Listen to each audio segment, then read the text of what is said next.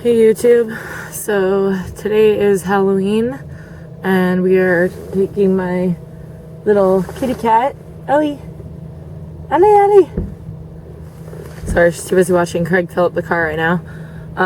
We're taking Ellie out for Halloween, trick-or-treating for the first time. Last year she was only 8 months, so we didn't get a chance to do that. So I'm really excited about getting to do a little family thing together, but for some reason, just getting into town, I started feeling sad because I used to live close to here with my mom and my brother, and during this time of the year we would do all kinds of fun things together. So I just got a little hit of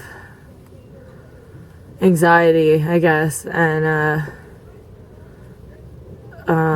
Craig wants to go by there actually later, and I'm not sure if I'm gonna go through with it or not. I don't know if I can be that close to my old house without having an emotional breakdown this close to having a meltdown the other day. So I just wanted to give you a brief little update. So yeah, we are on our way to go trick-or-treating, and I will give you a little blurb later on tonight.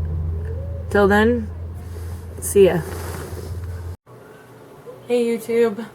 So the last you heard of me, I was going trick-or-treating with my husband and my daughter, and I was deciding whether or not I was going to visit my old neighborhood. And by my old neighborhood I mean the last house that I lived in with my mom and my brother before she got sick and had her stroke. So, and it was the first and only house that my mom ever owned, so it was really like home.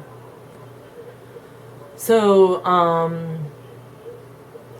we ended up going to the neighborhood, and I visited my old neighbor who we used to be very close with, and he hasn't seen me in probably a few years now, so he got to meet my daughter for the first time, and it was really good to see him and tell him about how my mom was doing and my brother, and just reconnect with him and see how happy he was to see me. Really made me feel good. So then we decided, well, I didn't really decide. Craig wanted us to go to my old house, which is right next door. So we went up to the door and,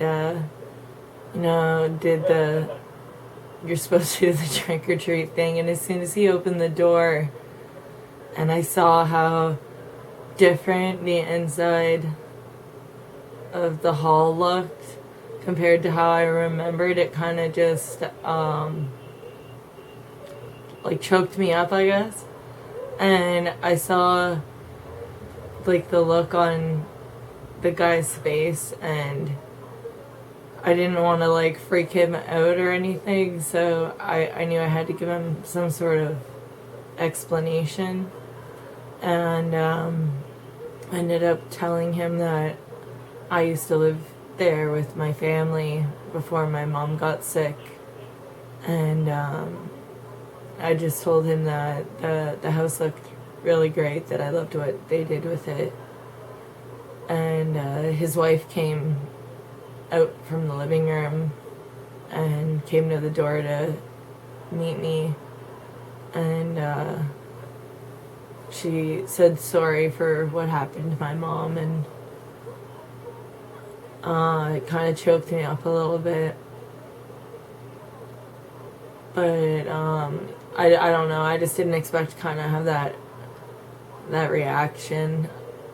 As soon as I walked up the porch, they had a pumpkin sitting on like a wooden bar stool, and I realized that it was something that we had left behind, so that kind of gave me memories of home, and then as soon as he opened the door, seeing the hallway, I think it just kind of threw me off a little bit.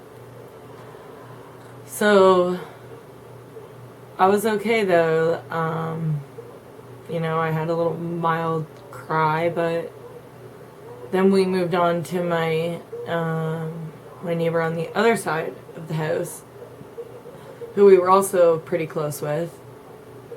And since then, she's become a grandmother, so she had her grandson there. And so Eleanor got to meet him, which was really nice. And I don't know, it was just nice to see people that used to be in my life when my mom was like my old mom, my mom before the stroke. And I think I've been avoiding seeing those kinds of people for a while now because how it reminds me of how my mom used to be. And that's a really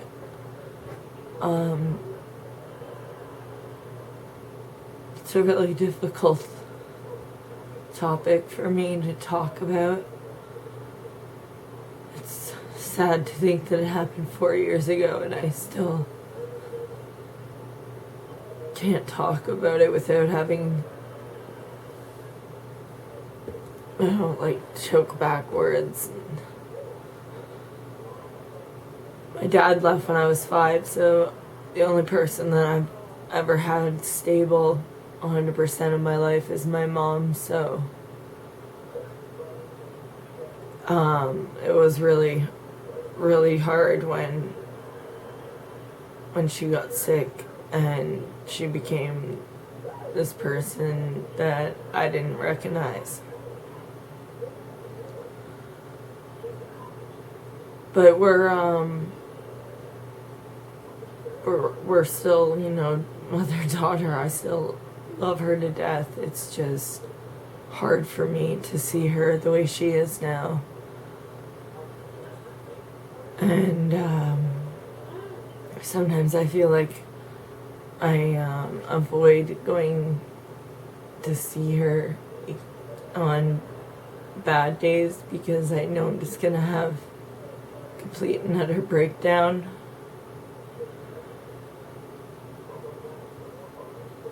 And I'm working on it though. And I'm trying not to let places that I've been be the reason why I have bad feelings there, if you know what I mean. Like, I'm trying not to make attachments to different environments, negative attachments. I'm not trying to associate how I felt in that place with how I feel about it now. So visiting my neighborhood was hard, but it was also kind of renewing at the same time to my spirit, knowing that how everyone's doing and knowing everyone is doing okay. And